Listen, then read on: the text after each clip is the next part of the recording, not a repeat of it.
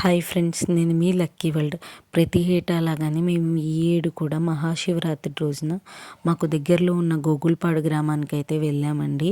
ఇక్కడ గోగుల్పాడు గ్రామంలో శివాలయం ఉందన్నమాట. శివాలయంలో ఇక్కడ ప్రతి ఏటా కళ్యాణం అయితే చేస్తారు మహాశివరాత్రి రోజున శివుడికి. అసలు చూడ్డానికి టెంపుల్ చాలా అంటే చాలా పీస్ఫుల్గా ఉంటుంది.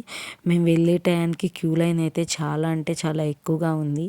టెంపుల్ ముందు ఇలా శివుడిది, వినాయకుడిది అండ్ ఆంజనేయ స్వామిది చిన్న చిన్న స్టాచ్యూస్ లాగా అయితే పెట్టారు. అవైతే చూడ్డానికి చాలా అంటే చాలా బాగుంది. చిన్న ఫౌంటైన్ లాగా కూడా ఏర్పాటు చేశారనమాట. అందులో వచ్చే నీళ్ళని పిల్లలందరూ చక్కగా హ్యాపీగా శివుడికి అండ్ వినాయకుడికి అయితే చల్లుతున్నారు.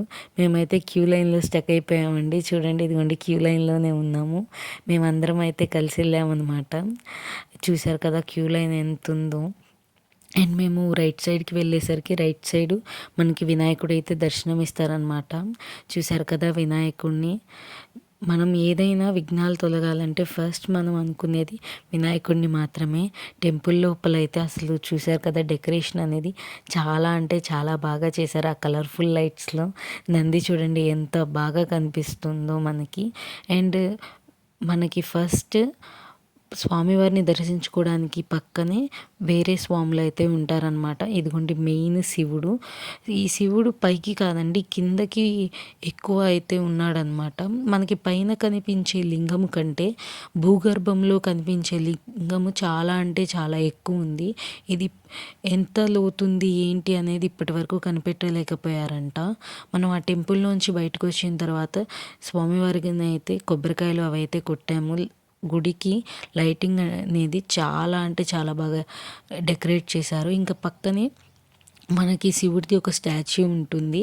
ఆ స్టాచ్యూ దగ్గరికి వెళ్ళి దండం పెట్టుకొని దాని పక్కనే మనకి ఆంజనేయ స్వామిది, దాని పక్కనే నాగమయ్య స్వామిది ఇదైతే ఉంటాయి. వాటన్నిటిని దర్శించుకొని పక్కన చిన్న రామాలయం అయితే ఉంటుంది.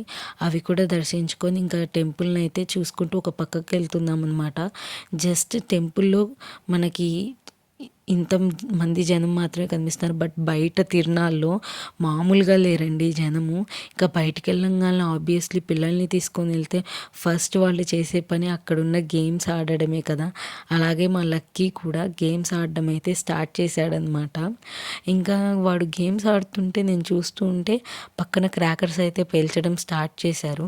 చూశారు కదా క్రాకర్స్ అనేవి ఎంత బాగా పేల్చారు. అండ్ ఇక్కడ చాలా రకాల యాక్టివిటీస్ అయితే ఉన్నాయన్నమాట పిల్లలు ఆడుకోవడానికి. ఇవి ప్రభలండి. ఏటా ప్రభలు అయితే కడతారనమాట. ఇంకా ప్రభల్ని అక్కడ చుట్టుపక్కల ఉన్నవి చూసేసి భోజనం చేసి ఇంటికి వెళ్ళాము. మీరు ఎలా చేశారో కామెంట్ చేయండి.